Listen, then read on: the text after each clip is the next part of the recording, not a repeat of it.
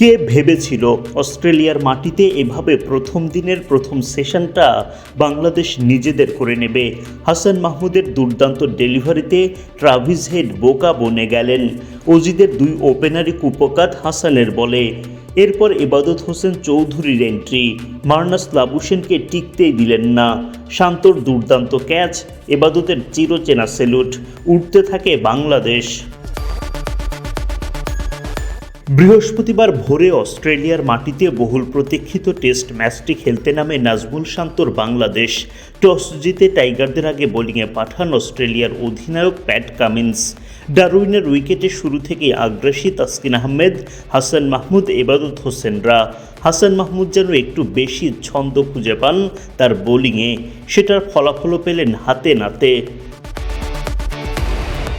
ইনিংসের 12তম ওভারে বাংলাদেশকে প্রথম সাফল্য এনে দেন হাসান মাহমুদ।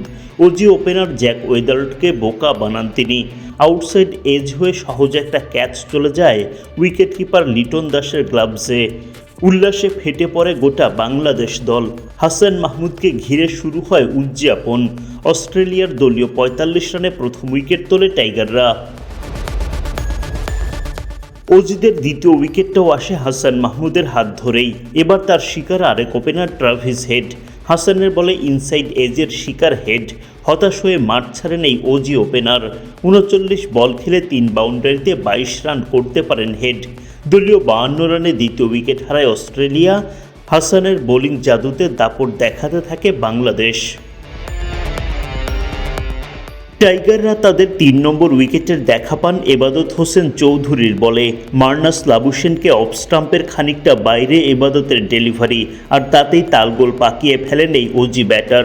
সেকেন্ড স্লিপে দাঁড়িয়ে থাকা নাজমুল শান্তর দুর্দান্ত ক্যাচ, উইকেট শিকারী ইবাদত হোসেনের সেলুট। লাবুশেন ফিরে যান 20 বল খেলে মাত্র 1 রান করে। 61 রানে 3 নম্বর উইকেট তুলে নেয় বাংলাদেশ।